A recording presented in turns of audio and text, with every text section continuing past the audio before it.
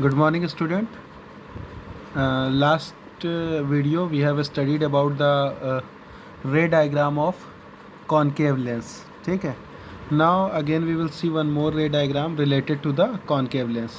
In last diagram we have seen that the object was present anywhere between the optical center to infinity, but this time the object is present at focus. ठीक है. This time object is present at focus. Last time में क्या हुआ था कि object optical centre से infinity के बीच में कहीं पे भी था. Infinity means very very very far. ठीक है.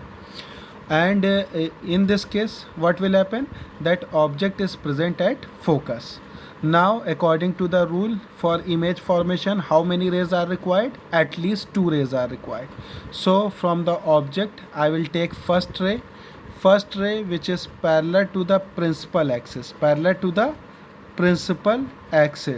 Where it will go? It will diverge. It will go away from the principal axis. Why? Because it is which lens? It is a concave lens. ठीक है. हमने क्या बताया था last video में कि कॉन्वेक्स लेंस जो होता है वो कन्वर्जिंग होता है. क्यों? क्योंकि रे जब है रिफ्रैक्ट होती है कॉन्वेक्स से तो वो प्रिंसिपल एक्सिस की तरफ बेंड करती है.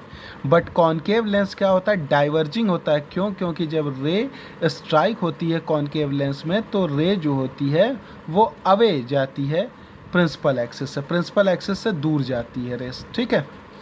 Now if I extend that ray virtually back side, so where it rays is supposed to pass? It is passing through the focus. Means जो ओरिजिनल रे है जो कि पैरेलल थी प्रिंसिपल एक्सिस के, वो लेंस से स्ट्राइक करने के बाद से किधर चली गई? डाइवर्ज हो गई. Means away from the principal axis चली गई. ठीक है. बट जब हमने उस रे को एक्सटेंड किया वर्चुअली बैक साइड तो हमने क्या पाया कि वो रे कहाँ से पास करती हुई दिखी? फोकस से पास करती हुई दिखी. ठीक है. सेकेंड रे जो कि कहाँ से पास कर रही है? ऑप्टिकल सेंटर से पास कर रही है. तो जो भी रे ऑप्टिकल सेंटर से पास करती है वो कहाँ जाती है? स्ट्रेट चली जाती है. ठीक है. तो अब हमको ये पता है कि ये रिफ्रैक्शन के बाद ये रे स्ट्रेट गई और रिफ्रैक्शन के बाद ये रे क्या हो गई? डाइवर्ज हो गई. तो ये वाली रे आफ्टर रिफ्रैक्शन एक ये रे है और आफ्टर रिफ्रैक्शन एक ये रे है और दोनों रे एक दूसरे से कभी नहीं मिलने वाली. क्यों? क्योंकि they are diverging in nature. हम लोग देख सकते हैं कि इस रे और इस रे के बीच की दूरी लगातार बढ़ती जा रही है. तो ये दोनों रेज एक दूसरे को कभी नहीं इंटरसेक्ट करेंगी. तो हमको क्या करना होगा? हमको ये वाली जो रे है उसको एक्सटेंड करना होगा. कैसे? वर्चुअली. किधर? बैक साइड में.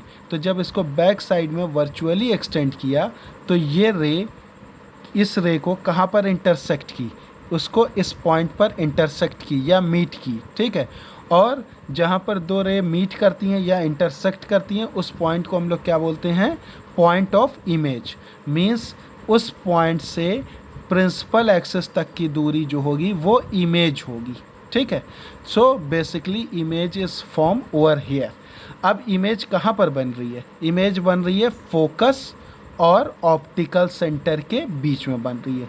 ऑब्जेक्ट कहाँ पर है? ऑब्जेक्ट फोकस पर है. ठीक है. So this thing we can see over here. Position of object. Object कहाँ पर है? फोकस पर है.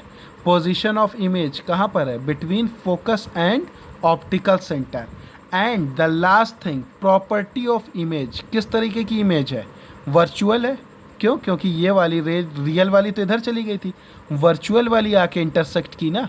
वर्चुअल वाली आके मिली जिसको एक्सटेंड किया था बैक साइड में. तो ये जो इमेज है वो कैसी इमेज है? वर्चुअल इमेज है. ठीक है. दूसरा कैसी इमेज है? ये इरेक्ट इमेज है. क्यों इरेक्ट इमेज है? कि ऑब्जेक्ट ये है वो कहाँ है? एबव द प्रिंसिपल एक्सिस है और इमेज जो है वो भी क्या है? एबव द प्रिंसिपल एक्सिस है. तो ये इमेज क्या हो गई? इरेक्ट हो गई. And third thing is diminished. क्यों डिमिनिश्ड हो गई? क्योंकि हम ऑब्जेक्ट को इमेज से कंपेयर करेंगे. ऑब्जेक्ट की साइज़ इमेज की साइज़ से बड़ी है या इमेज की जो साइज़ है वो ऑब्जेक्ट से छोटी है, इसलिए ये इमेज जो है वो डिमिनिश्ड इमेज कहलाएगी.